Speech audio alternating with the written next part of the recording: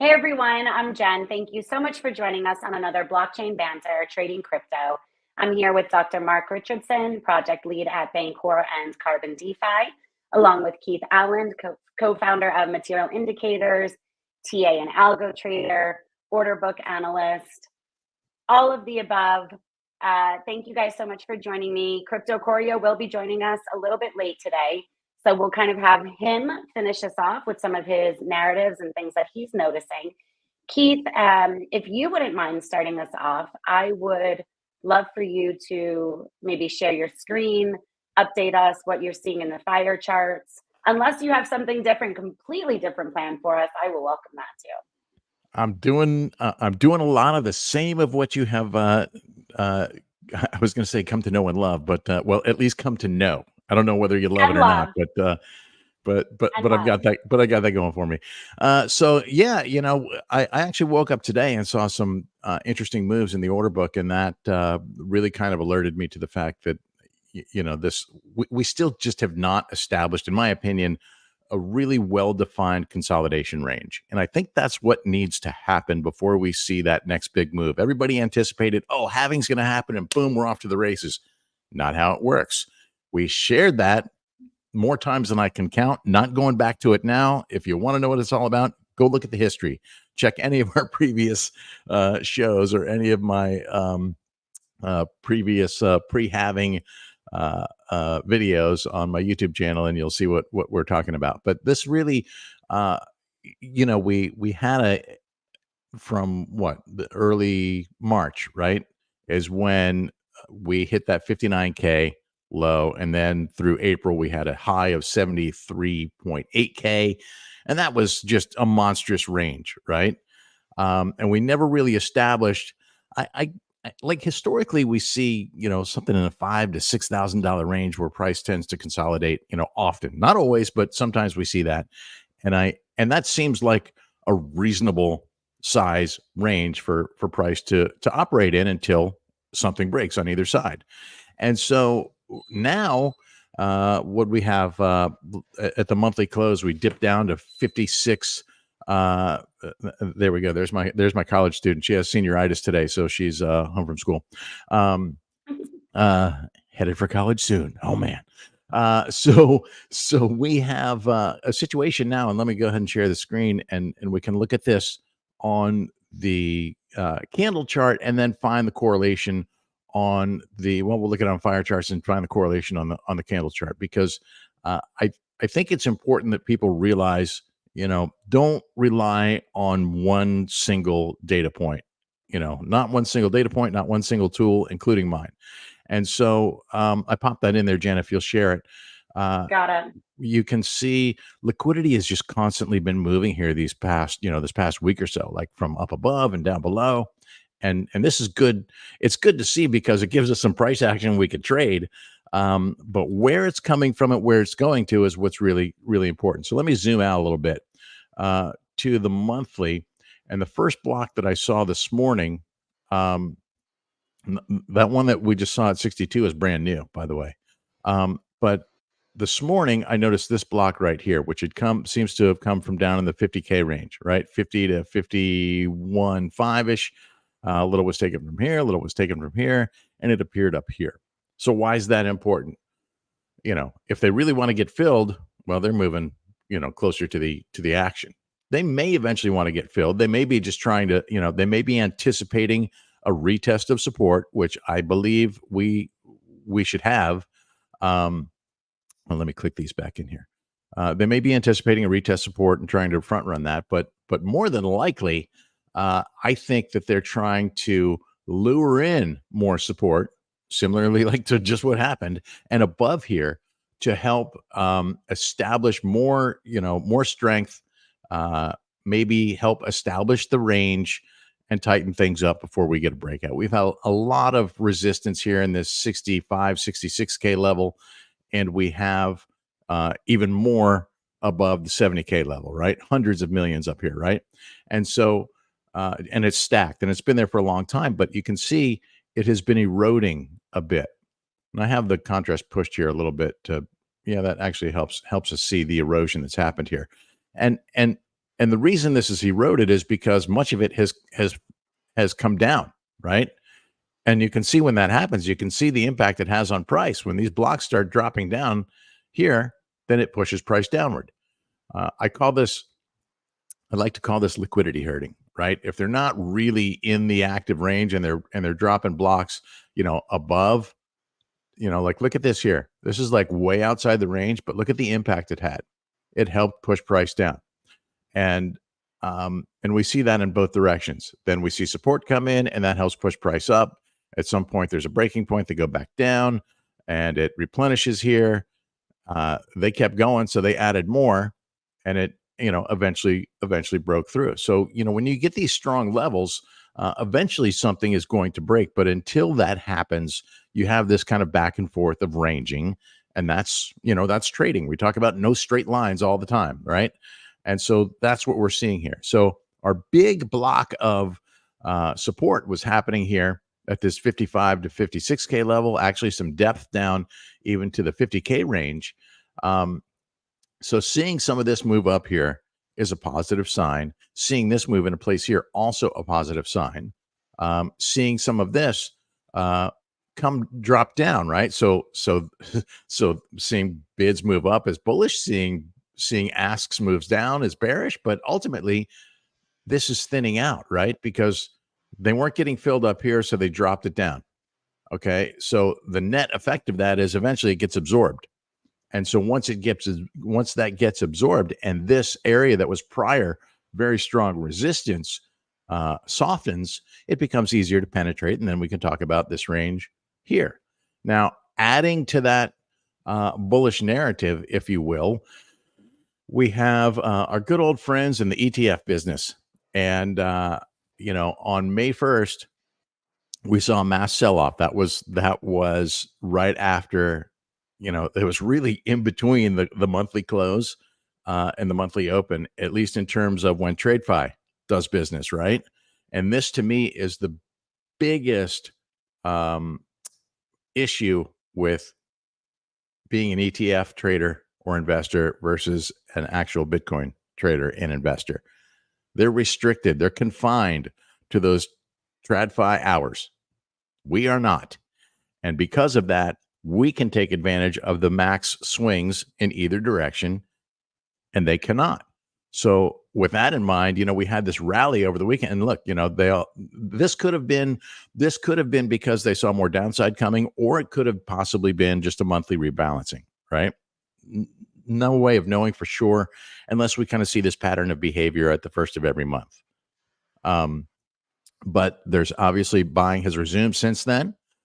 Will be interesting to see if today is a net positive day or a net negative day when it's all said and done. Most significant part of this is that Grayscale put in their first day of positive inflows, and the market really responded to that. And so over the weekend, what we saw transpire was, first of all, on Wednesday, Wednesday's when the dip happened, right? Between Tuesday and Wednesday, in anticipation of the Fed decision, we saw the market dump, and the market dumped because they thought we were going to get a hawkish Fed, and price absolutely broke down. They thought we were going to get a hawkish Fed here on the 30th.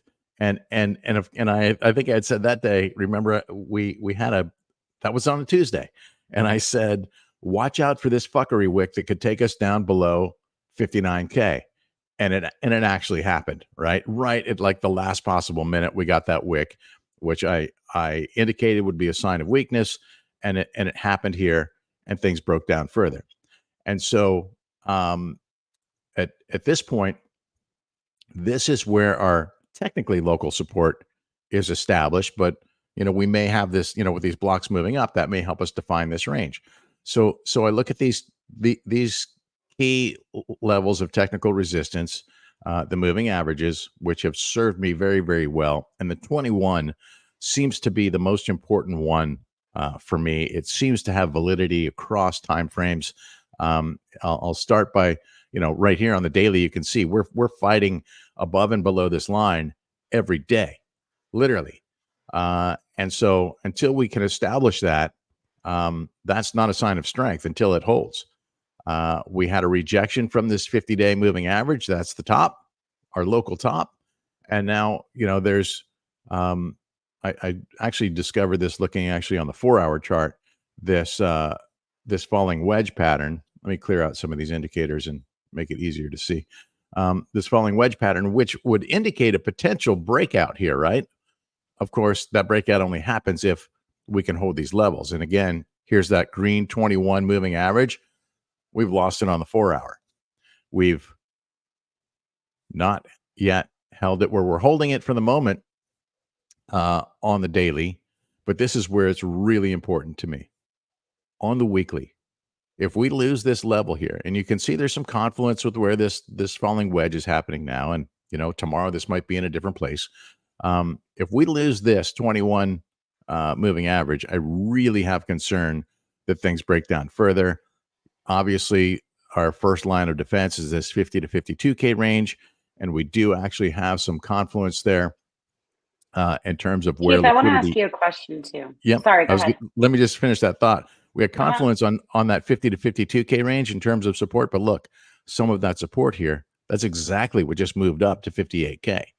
So expecting a retest and wondering if this will hold as a retest, and we could then maybe establish a 58 to 65K range as our consolidation range. I really want to see that consolidation range well defined, and it could happen. We could be there for an extended period of time before something breaks. But I think the macro, especially with the ETF interest, both domestically and internationally, Hong Kong came on board a week or so ago. I read news today that Korea has approved something in the future, and so do your own research on that. I didn't go deep. I just literally saw a headline, so I haven't actually read the article yet. But the fact that we're starting to see more of this, I think that the U.S., a lot of the world is looking to the U.S. to really establish the guidelines on some of these things, and then once we crack the seal, the others come in. So that outlook to me is macro bullish. It's what happens between now and then that you got to be worried about. Yeah. I didn't mean to cut you off, so I apologize. I was following what you were saying in the beginning, right? And then we went to the indicators. Can you go back to the indicators for a minute for me? Mm-hmm. So Hey. just so anybody who doesn't, I do have a question here, and maybe you can clarify for me as well. But with material indicators, you see that it's a trading view chart. You're using the trading view charts, and these are the indicators. It's not like you put these little arrows in and these indicators in for us to view. This is something that the product does, right? It provides these indicators. This is our trend precognition indicator, and there's actually a few different algos. I'm using two of them on my chart here. The arrows on chart are the A2 plus algo, and the one below chart here is the A1 algo, and they're different. And I'll tell you what they do differently for me, without getting too technical or spilling the secret sauce.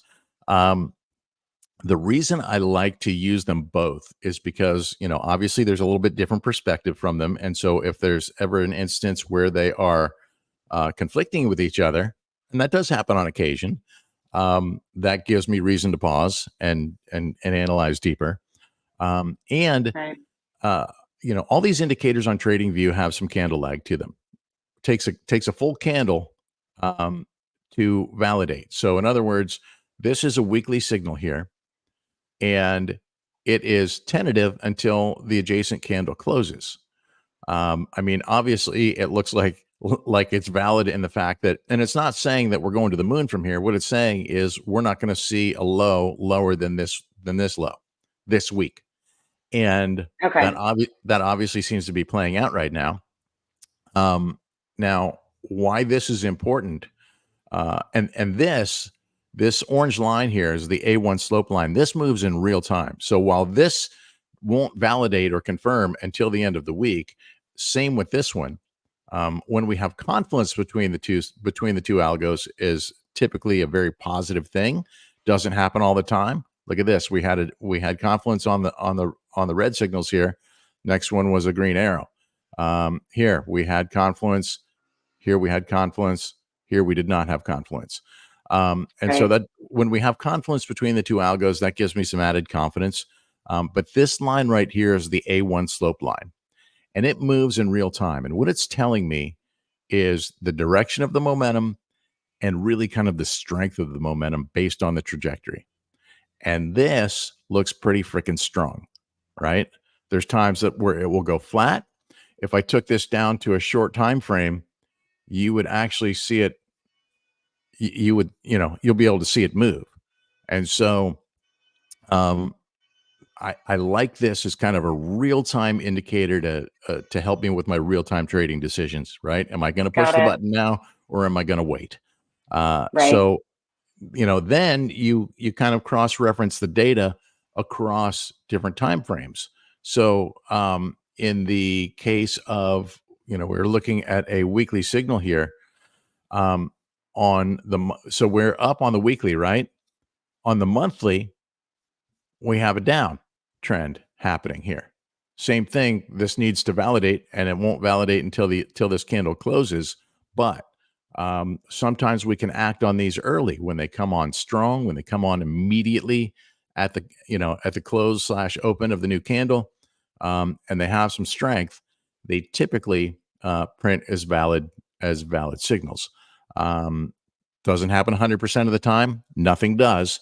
But that's the Right. risk of waiting for it to close. You mitigate some of your potential profit by waiting, but that's your trade-off. That's what trading is. Right. It's risk versus reward. If you want to be conservative and wait for that candle to close, then you can.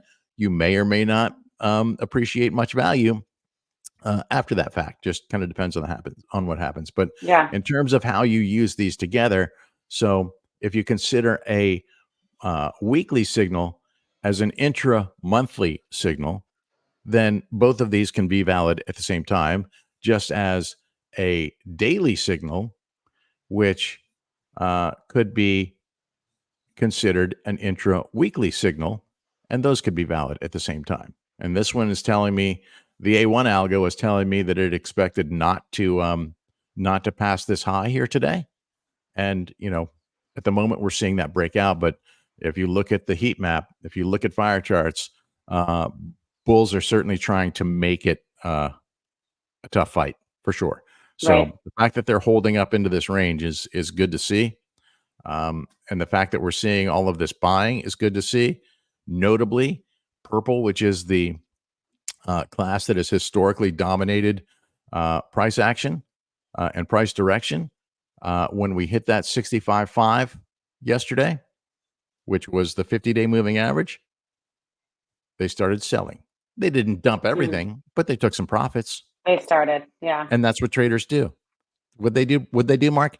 They took profits on the way up. That's what they did. Wait, isn't taking profits how you lose money? Right.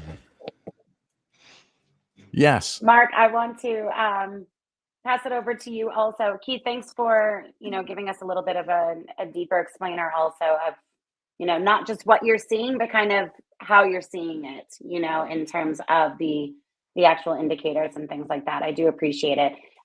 If we have time, I want to come back because I do have another question for you. I Sure. want to pass it to Mark quickly though. Mark, I don't know if you have something special prepared Yeah, for us also, or got a couple of things yeah, we can look at. So I think, I'm struggling to, I'm not struggling to, but I'm trying to work out what how I can best be of use on this call. Because I think there's very little I can do to contend with the quality of the information that Keith shares with us. Um, Nonsense. but Keith, but Keith also doesn't pay attention to, let's say, the fringes of the cryptocurrency markets.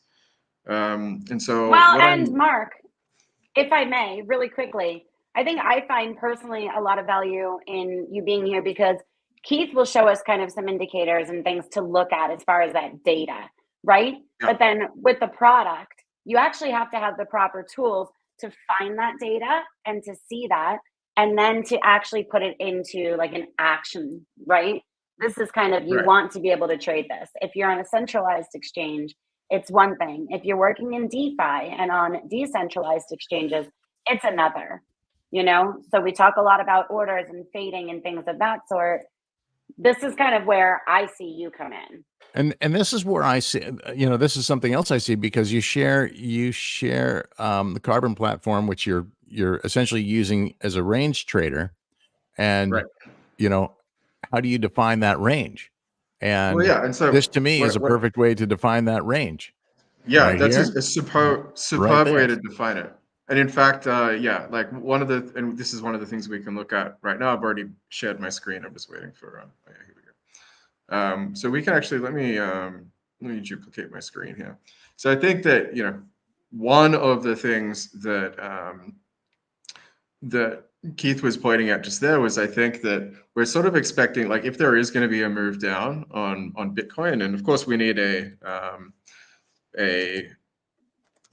Ethereum native version of it. And I always tell everyone, like, wrap Bitcoin is fine, but just be aware that a lot of the signers on that contract are in jail. And so I think TBTC is the one that you should go with. I've met the people that are responsible for this token, and in terms of its decentralization and security, I really think that there's nothing better. And of course, stable coins come with their own risks. I think USDC is pretty good. And so one of the things, like, to try and represent Keith's perspective, and his bias on the markets, and mine, to be perfectly honest, is that right now I am expecting the market to pull back from here a little bit. And I think that one of the ranges that I was looking at, and I think Keith also pointed to it, was this 55K mark. Keith, can you confirm that for me? Yeah. Right. So there are something like a pullback to 55K would not be unusual, I think, is one of the ways that we might be able to express. Not only would it not be unusual, I would say that that a retest of support to at least 66.5 is required, and I expected us to go to 56.5 would be required, and on that move I expected us to go to 55. So 55 is for sure a reasonable target. Yeah, so let's try and and express this. Let's not say hopeful. I'm sure everyone just wants the price to go up, but let's say that we are convinced that we're headed a little bit farther down, and we're expecting at least a 60. Oh, sorry, it was a 56,500, I think. So let's say we're expecting at least a return to these kinds of levels. But we've also noticed that there's a pretty decent amount of liquidity stacked in the book at 55K, and so the bet that we're making, essentially, or one of the bets that you could make, is that from the current price, we're expecting at least an 11% drop, and hopeful drop, right, to be conservatively bearish. Right. Obviously, if you wanted to be more optimistic, we could say that a test farther down is also likely, right? So maybe like a 50K, sure, drawdown, a 21% drop from today. But the point is, with the way that this product is structured, is that you don't have to put all of your chips on a certain range. You just need to decide where the extremes are of the expectation that you're trying to determine. So let's say that we're doing the conservative one from 56.5 down to 55, and we could put any amount of money in here. Obviously, this wallet doesn't have any money in it, so it's going to tell me I can't actually do the strategy. But let's say I had 1, 2, 3, 4, 5 USDC that I'm willing to commit to this. The important thing is that anywhere between these two numbers, I'm trading. And I've used words like geometric sequence and geometric mean and things like that in the past. But the point is that a small proportion of this USDC that I have will be buying as the price hits the 56.5. And I will only run out of USDC as the price approaches that 55K level. And that's so at what market, what increments are you buying? So how you making sure that for example, that if it starts buying when it dips to 56.5, how are you making sure that you're not out of capital before it gets to 55? Right, exactly. And so the way that you would understand it from an order book perspective is basically distributing all of this USDC at different levels, right, Right. throughout the entire stack. And that's the way that's still the way I choose to understand the product now. So are Is you that designating how many what your order size is or how many levels you want to distribute? Like, are you saying, okay, I'll take 20 exactly orders? it's just that the number of orders is unfathomably high, right? So Mhm. we do it. Each order is at the lowest divisible unit of USDC. So Right. we're putting 1 times 10 to the negative 6 amounts, right? So a fraction of a fraction of a fraction of a cent at each level, all the way down between these two. So you end up something with like 100 billion orders, maybe more than that, between these two price levels. So Wow. yeah, and this is something that Did you the say that you're DeFi is not good at. paying though? Did you say 100 billion orders? I think it would be more than that. So let me think. So But yeah, you're not paying USDC when is those 10 to the orders are 6, filled. and you're not paying when any of them are filled, correct? So it would actually be No. this Yeah. number. So we're at 12. So it'd be with 6 zeros after it. So it's this many orders, which is what? A lot. It's a lot, right? This is a very, very Are we big counting number. zeros, Keith? Yeah, so that's the millions. Okay, so it's gonna be something like 12 billion orders, I think, to be conservative. Oh no, yeah, because I might have to no, I have to add another 6 to that. So yeah, it's hundreds. It's an unfathomably large number each way, right? So each bit that represents the token balance that you are providing is essentially put at a different price point. And so this is why we're able to achieve such good resolution with respect to how the price is moving around. And so Um, you're spreading your risk too across that range. So it's not like you have 100%. exactly, anything focused on, any great risk on any single order. exactly, and this is kind of what I was hoping to demonstrate today. Not necessarily looking at Bitcoin, but looking at some of the tokens that Keith doesn't speak about. But we should point out material indicators. As long as as long as there is an order book for it on Binance, you can actually discover it. Right. We Um, all BTC and USDT pairs on Binance. yeah, exactly. And so I'm But if looking it's at, a what, while token we're on here, TradingView, not even on Binance, right? If it's on TradingView, then you no, it can has use to the be on indicators there. Binance. Oh, it does, Keith? For fire charts is just Binance, but for TradingView, for the indicators on TradingView, any asset on Binance, and they work on stocks and commodities and forex and anything else that you can chart on TradingView. Yeah. Right. Yeah, Okay. so one of the things I thought I would look at is some tokens that some people have been like within the trading groups that I sometimes visit. There are a couple of tokens that have begun spiking people's interest because they've broken out of these sort of descending channels. One is Opium, which is a token from way back. So I think this started in 2021.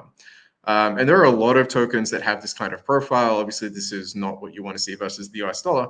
But the important thing is that you don't really, as long as you're buying low and selling high, you don't necessarily care where it's come from, but where it's going.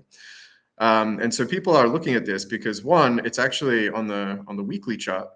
It's actually managed to break above one of these slower moving averages, and is ended up pinned between these two levels. And you can kind of see that manifesting itself here. And there's a couple of tokens that are doing this. So Opium is one of them. GRT is another one. This is obviously an extremely important project. The graph is one of the most important sources of information that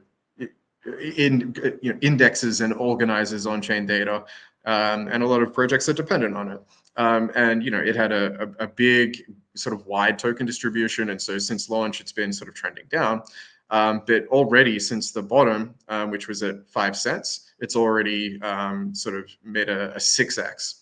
Right, so it's already performing quite well, and again has started to break above some of these slower moving averages, which is nice to see. Again, this is a weekly time frame, so these are very slow moving averages.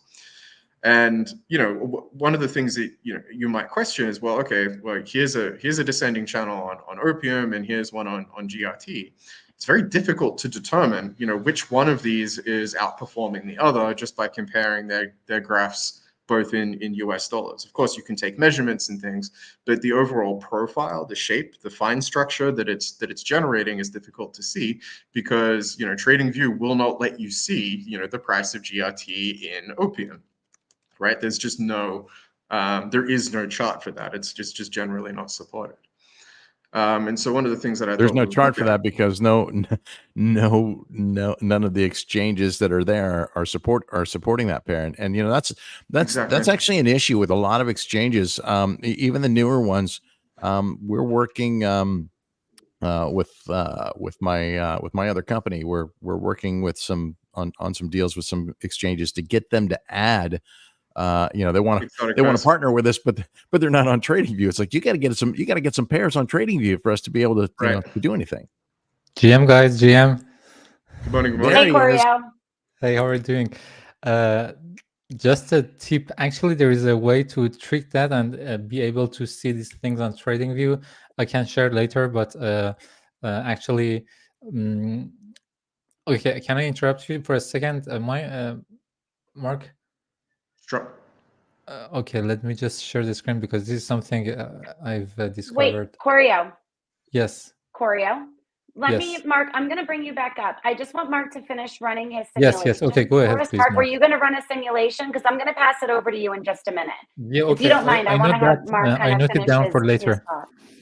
Okay, awesome. We're mental noting. Mark, may I bring you back up then? Can we run your simulation? Yes, I think you were going to run one for us, no? Okay. Yeah, of course.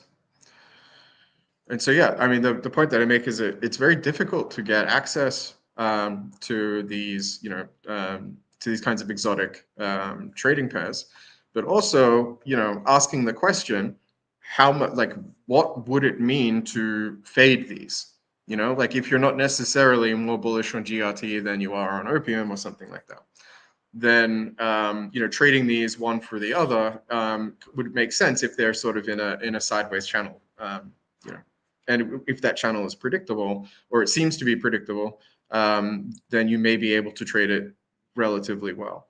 Now, we said that when you're creating these ranges, you're creating very, very large numbers of discrete orders. And that means that there's only a finite and small amount of liquidity available at each level. But so long as someone's happy to take the liquidity that you're offering up to a certain price point, then there's really no reason to expect that these things won't be filled. And the arbitrage fast lane makes short work of that anyway. But yeah, the point that I wanted to make is that trading both GRT and opium, like if you are speculating on how this chart is going to evolve into the future, seeing as that they are both at sort of critical, they're starting to break structure and in a positive way and in a bullish way, then it may be worth trading these things versus each other if they're showing similar patterns.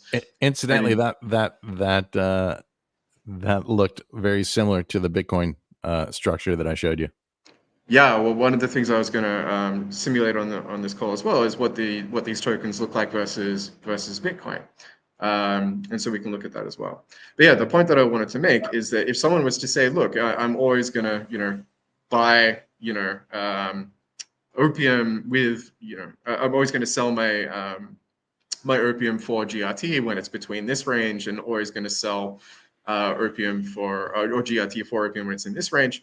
What would that actually mean? Could you realistically, even if you had access to these charts by yourself, do that calculation? Because it's difficult, right? These are recursive calculations, and so if it's not a simple simple calculation. It's something that actually has to take the output of a previous calculation and put that into the input of a new calculation. You have to do that a very large number of times.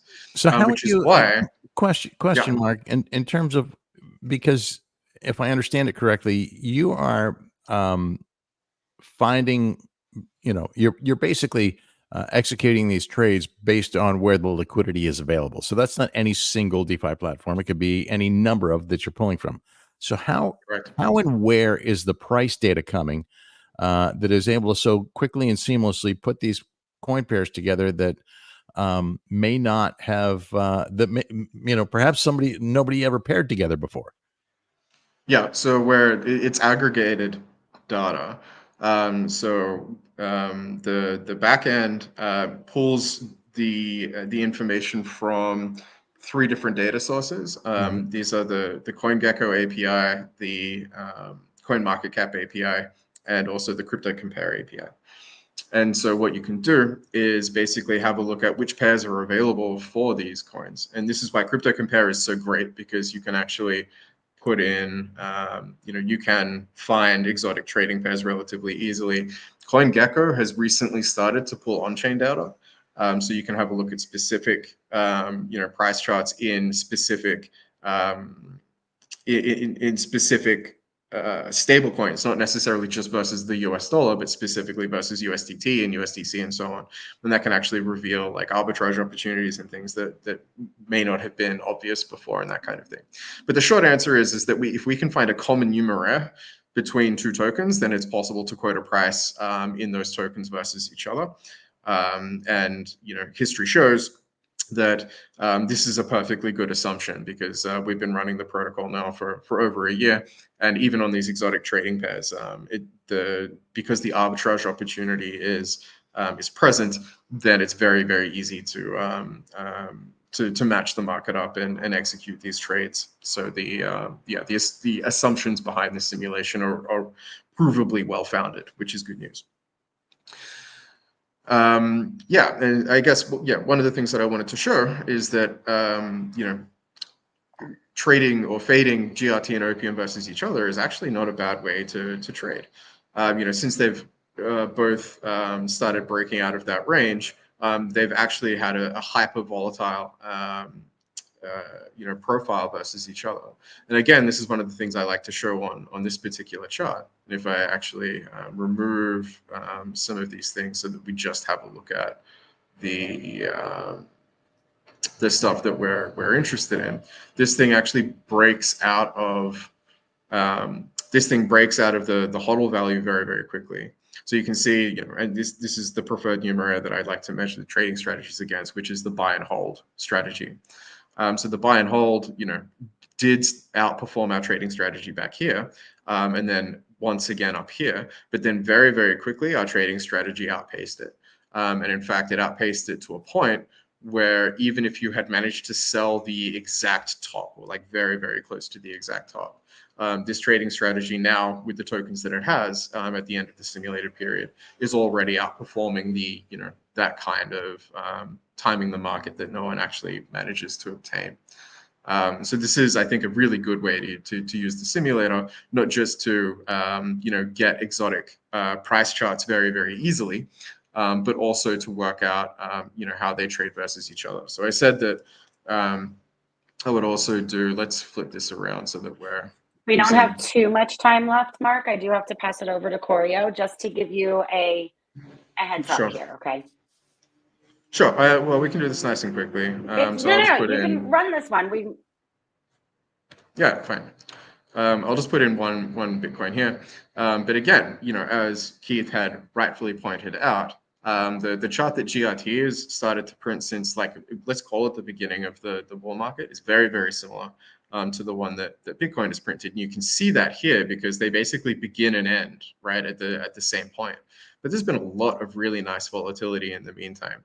And if you were paying attention to, to this capitulation in BTC versus GRT, then you could actually use that, right? If you say, well, I expect the trading to sort of continue within that band.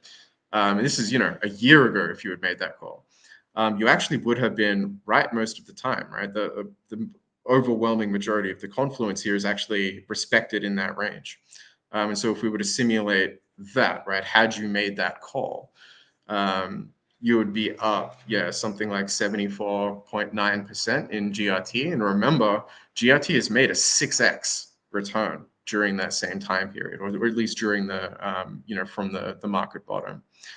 So I like to show these things off. I think that this is a a very good way to get your sea legs under you without actually having to take any risk. Just if you simulate this enough times, similar to a flight simulator, eventually you'll be able to land the plane on your own. And so, yeah, I think that's the conclusion to my bit, is that, get these exotic pairs, start back testing them, and eventually you'll have enough conviction to create a strategy and stick to it and see how it performs over time. Awesome. Thank you, Mark. I did put in the comments. I've been putting comments for everything. So you'll see material indicators in there. You'll see all of the guest Twitter handles and things of that sort, and project pages as well. So just want to keep everybody updated. I also want to thank all of the new viewers. I keep seeing, we have like 1,600 viewers right now. I'm so glad that we have so many that are really taking an interest in what you guys all have to say. I've been saying it for a long time. So valuable. Corio, thanks for being so patient. I'm glad that you were able to make it. Mark, thank you for everything that you've shared with us. If anybody has any questions for, any of the guys, please don't hesitate to reach out to them or to myself. Corio, I've seen some of your tweets over the last week, since we last visited. Some interesting things with Friendtech and some narratives that are going on at the moment. What do you have in store for us today? Sure. Let me share the screen. And by the way, this was very interesting what you shared, Mark. I will look at this later, because this exotic pair trading is very interesting, and the volatility and trading the ranges. So kudos to you to develop these things. Now, because we have limited time, I will try to go faster. In terms of narratives, as we said, last month was not a good month.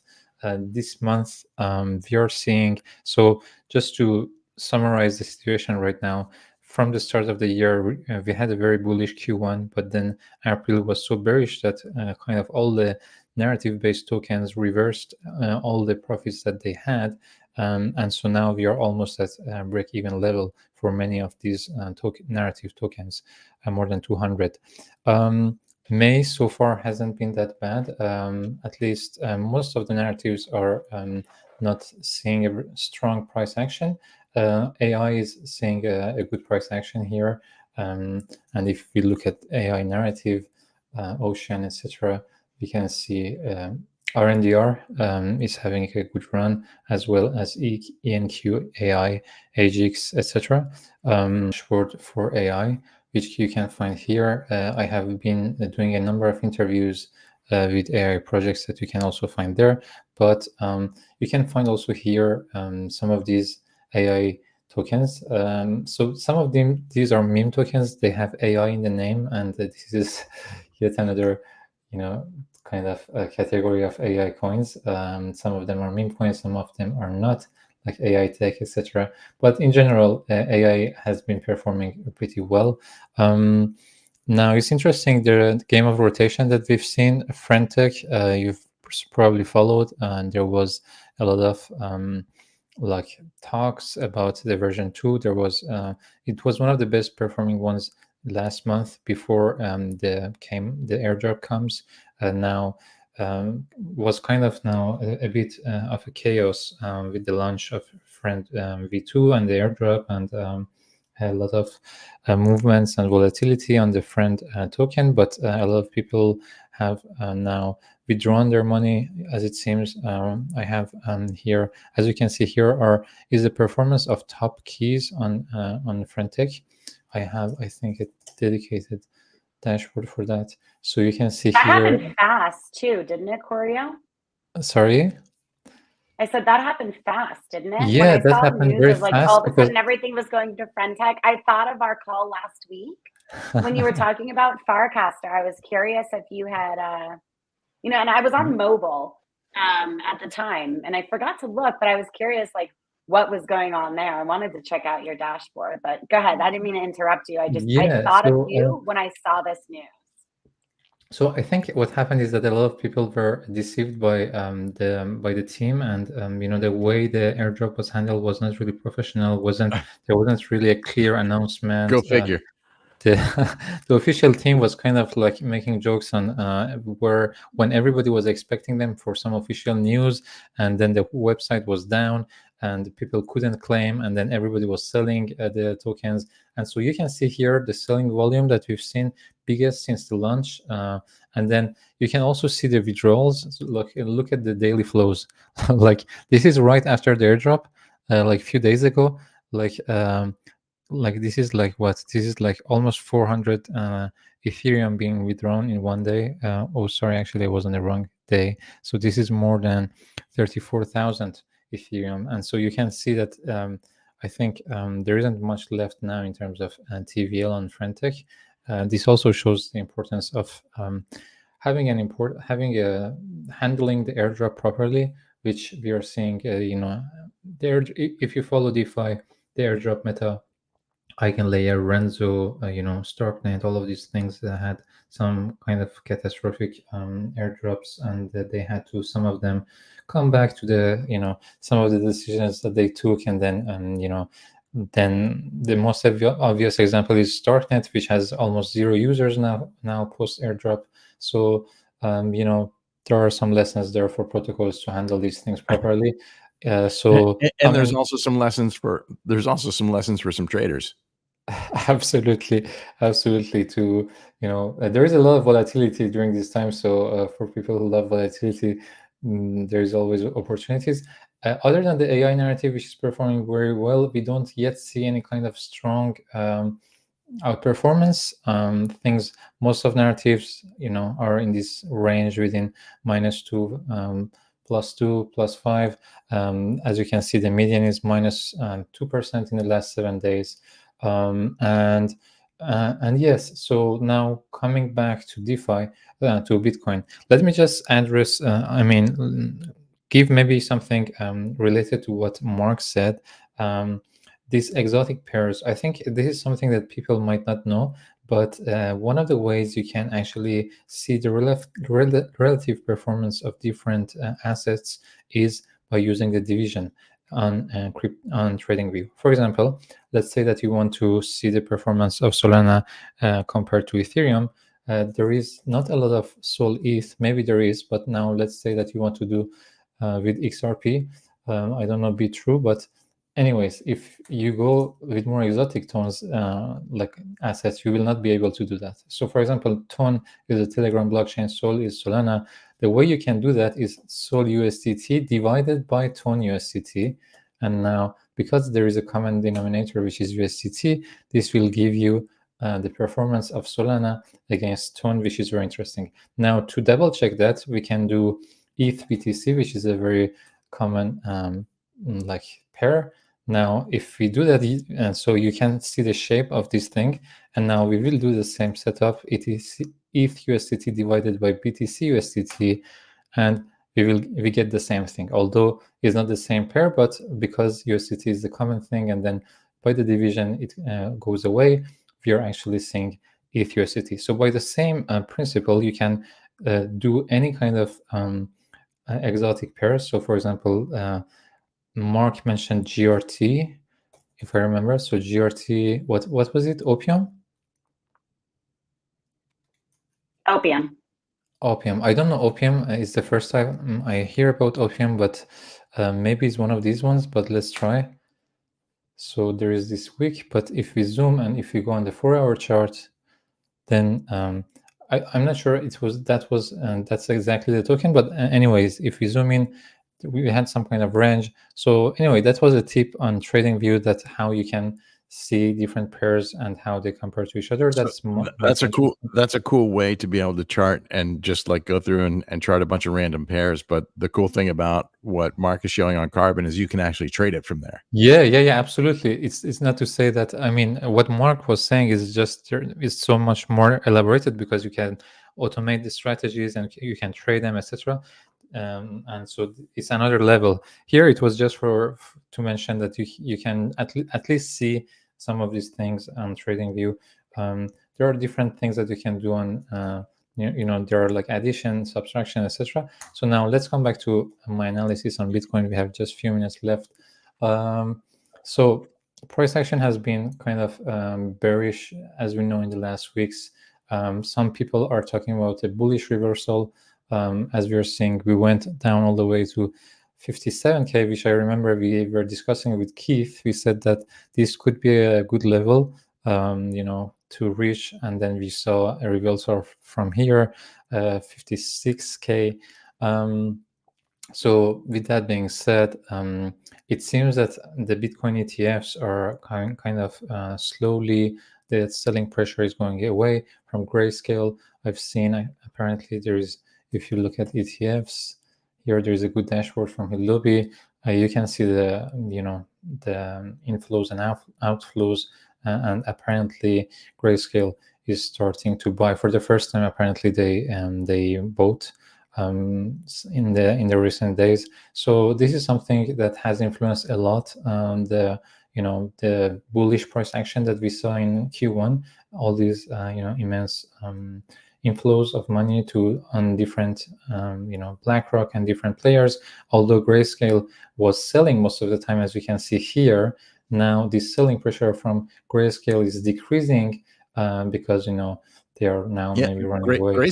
Grayscale actually sold every single day for over 80 days straight, and Absolutely. The significance of this move is that for the first time ever, they bought, and the market, that news came down Friday afternoon, and we were talking about that at the beginning of the call before you joined.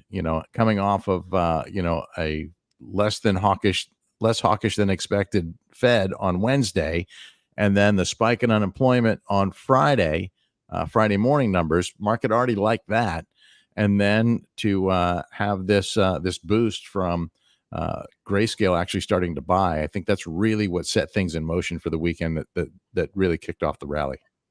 Absolutely. I really, what I like about this dashboard is that, look, you can see from the start, like initially there was just Grayscale because there was the first, who bought all these Bitcoins, and they started to sell, and then others started to gain market share. But now if you look at the current status, you would see that Fidelity now has almost, not Fidelity, BlackRock has almost the same amount of Bitcoin, almost, not yet there, but the trend is there. So it's going to be interesting, I think, to follow that, because if this selling pressure has been absorbed very well, and with all this selling pressure, still Bitcoin went up in Q1, and so this is, I think, bullish to me, because now Grayscale has less Bitcoins to sell and has started to buy, and so it's going to be interesting to see how things develop. I think, Keith, you're developing that more than me, but there is the Hong Kong ETF as well. Yeah, I was just going to ask, do you have the Hong Kong market on there as well?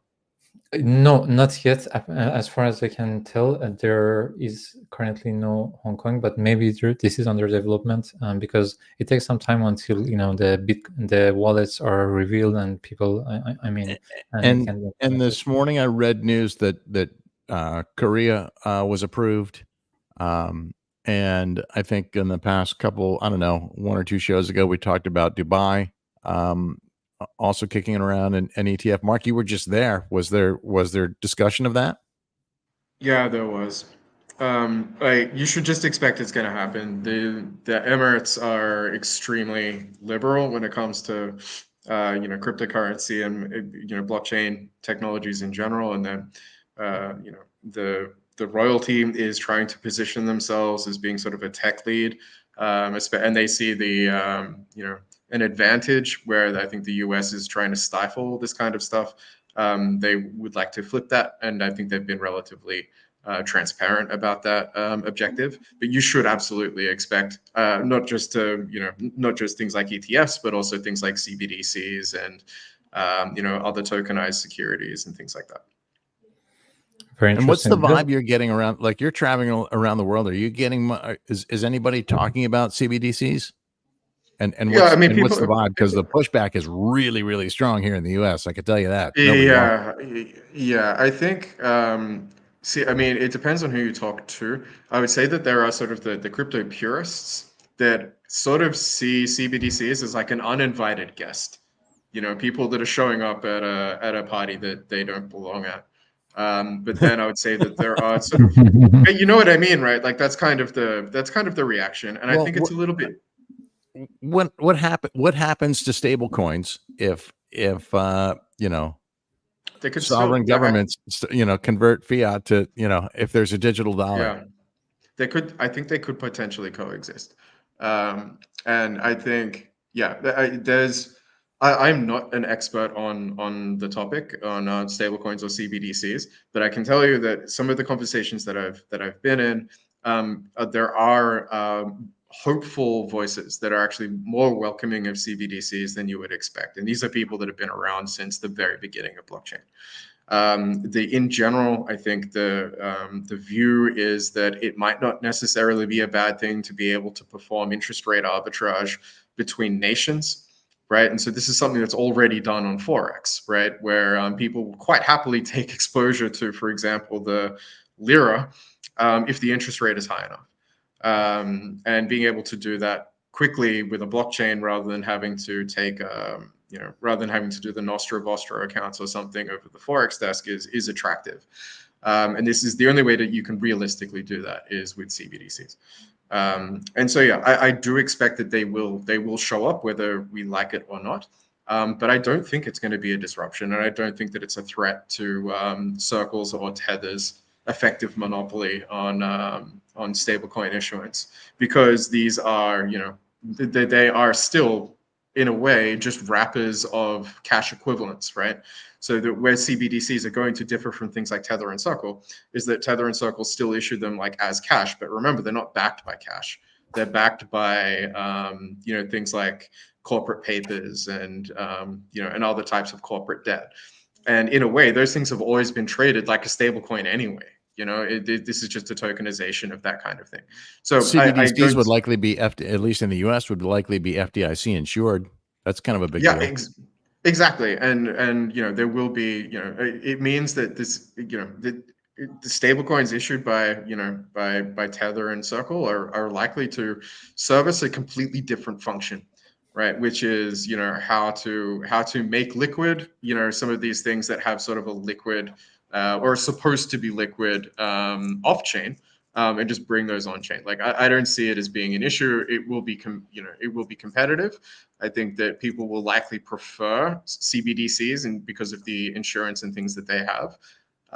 But remember, the CBDCs will also come with a huge amount of like security overhead. And I mean that in like both a good and a bad way. But don't expect, for example, that you're going to be able to transact in a CBDC without completing an enormous amount of KYC and things like that. Whereas things like Tether will likely probably either allow minimalist KYC or continue to operate without KYC and things like that. So it's a horses for courses thing. I think that they will continue to service their own separate demographics, and I don't see either one as being a threat to the other. I think that they will coexist and people will be happy to have them. I want to continue this conversation. We are at the top of the hour, though, and I do want to bring it back to Corio. I know that he's got his BTC analysis up there, so maybe next week we can continue speaking about the CBDCs and stablecoins. Corio. Yeah, absolutely. Let me just quickly finalize just one last view. It's interesting that if you are in the daily or 3-day chart, we can see if we draw Fibonacci levels, we can see if since last year, actually January 2023, where we started to have this leg up, we can see that every time, at least with how I have drawn these Fibonacci levels, we had a pullback on the 382 level, and then either continuation, either some ranging or continuation higher. It happened here, just almost just below that, and then higher again here. We had this bullish reversal and then continuation higher. It seems that again we are just very similar to this environment, and so far we haven't had a dip in the last 2 years, at least on the Fibonacci's much lower than the 382. So it's interesting to see the similarities between these Fibonacci levels that is holding here. just a fake out here. And so let's see if this repeats again. As we've seen here, we might have some consolidation in this range, and this is expected because you remember last week we said during just after the halving period, there are usually a month or weeks that things are calmer, and we don't see really a lot of volatility in the market. And also, this is also usually a sign that something that happens in the summer and in the month in May, which is mostly bearish. So if I had to make some predictions, I would say we would see something like this in the upcoming month. Maybe a bit higher or lower, but at least that kind of pattern has been seen in the past before we can get some kind of moves like this. But at least it seems that this is holding so far, and we are, I would say, not going much lower than these levels, or at least this week. Right. What level is that at right there?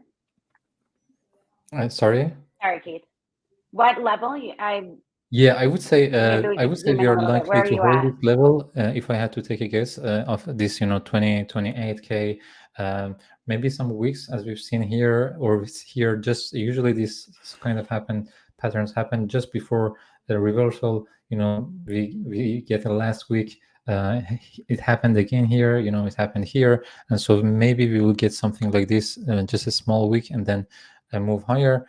But I would think on the weekly time frame we will hold this level, in my opinion, of between this range. So if I had to draw a support, you weren't here earlier. Yeah, Yes. you weren't here earlier, and Keith was pretty much saying, I'm seeing this consolidation. We've been talking about how we kind of need this, right? Or right. how it would be healthy. Right, for sure. And I want to see a more defined consolidation range, which we're not really getting. We've been in a really wide range since early March. Yeah. And maybe maybe it's the fact that we have this ETF demand and the sentiment that comes with that. Maybe what keeps the range wide, right?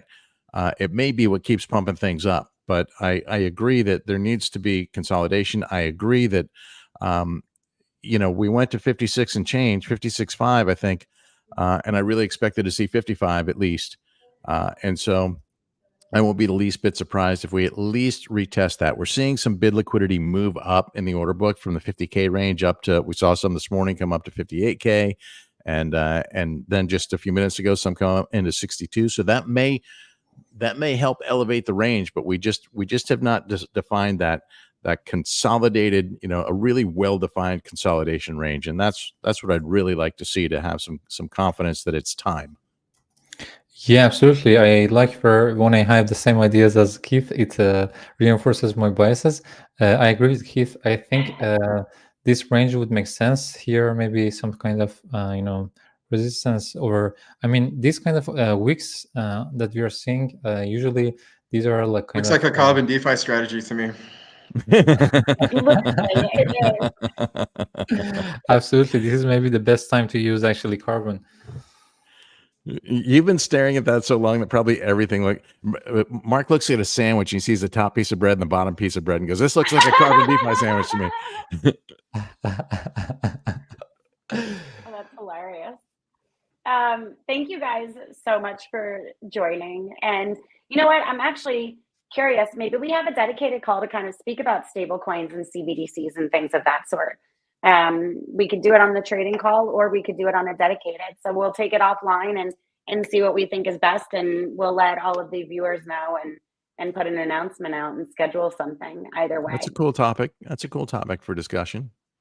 We try to find someone who knows a lot about it, because I think the CBDC thing is like, there's it's a very deep, complicated, topic. And they're not all the same, and they don't mean the same thing in every jurisdiction. But yeah, let's if anyone's listening to this and they consider themselves somewhat well read on the topic, I think that we would be very glad to drop a comment. We may, I don't want to speak for Jen, but it might even be nice to have you on the call if you know what you're talking about. Or at least you sound like you know what you're talking about. Even better. If you're convincing enough. We don't know. We can't call you out. Funny, Keith. Well, thank you guys again so much for joining me. Thank you to all of the viewers and the listeners. I dropped all of the links and things that we were discussing and kind of walking through in the comments. You can see my Twitter handle there. It's at Here to DeFi. If anyone has any questions, you can reach out to me there. Or if there's a topic, something that you would like to see us discuss, including the CBDCs, or someone who would, be qualified to join us, would love to have you here. Thank you, Corio. Thank you, Keith. Thank you, Mark. And thank you to all of our viewers.